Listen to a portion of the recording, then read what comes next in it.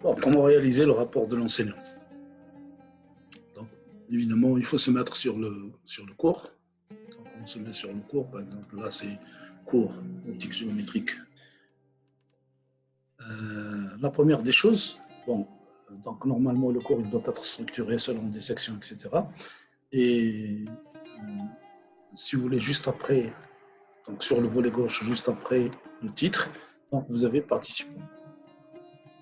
Donc, participants, là, vous voyez le nombre de participants à ce cours. Le nombre de participants, c'est 2878, donc étudiants et enseignants.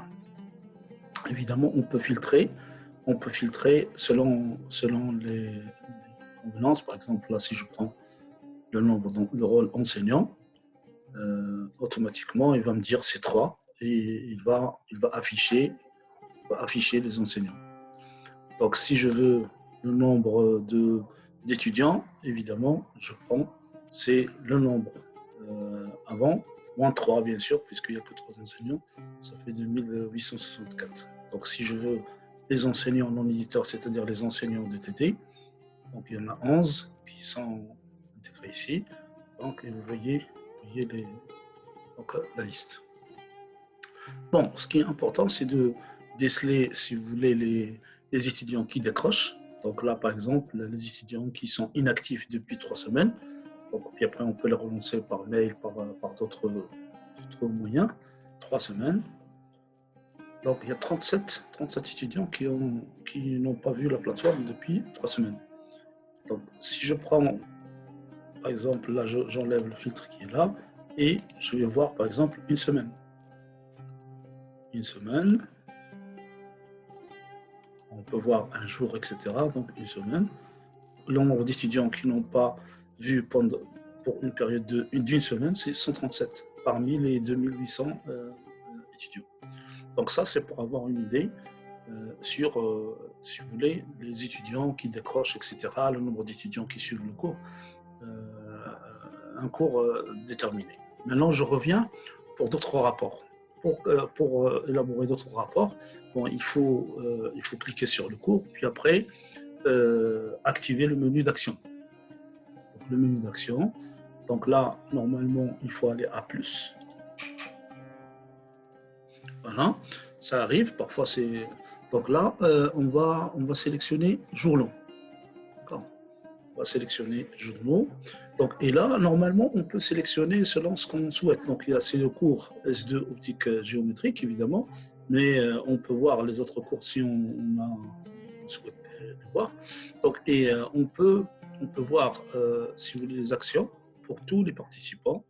Et on peut choisir le jour, la date qu'on souhaite, ou bien on peut sélectionner tous les jours si on veut. Si vous voulez le type d'activité, par exemple le TD numéro 1, le devoir, c'est-à-dire toutes les activités que vous avez dans votre cours, vous pouvez voir exactement ce que ça donne. Donc là, je commence par toutes les activités pour voir un peu les choses. Puis après, le type d'action, si vous voulez. Est-ce que vous voulez voir que ceux qui ont affiché, ceux qui ont modifié, toutes les actions, ceux qui ont créé des choses, etc. Donc, vous avez pas mal de choses à avoir. Les événements, donc, est-ce que vous voulez ça pour les étudiants ou bien pour les enseignants? Donc, par exemple, là, je vais choisir pour les étudiants et je dis consulter le journal. Donc là, j'attends. Donc, vous avez normalement 177 900 actions qui ont été faites. 177 000 parce qu'en fait, je multiplie par 100. C'est un affichage par 100. Donc là, vous voyez toutes les actions qui sont élaborées, si vous voulez, par les étudiants. Donc vous voyez les noms, etc., l'action, le type, l'adresse IP qui concerne, si vous voulez, cette action-là. D'accord. Donc là, c'est pour les. Donc maintenant, je m'intéresse à une activité particulière, par exemple, le devoir numéro 1. Devoir numéro 1. Donc je sélectionne devoir numéro 1. Puis après, je dis consulter si vous voulez, le journal. Là, il va me donner le nombre d'actions qui ont été faites à ce niveau-là. Ça fait, si vous voulez, 10 600 actions qui ont été faites sur le seul devoir numéro 1. Donc, je peux dire, par exemple, sur ce devoir-là,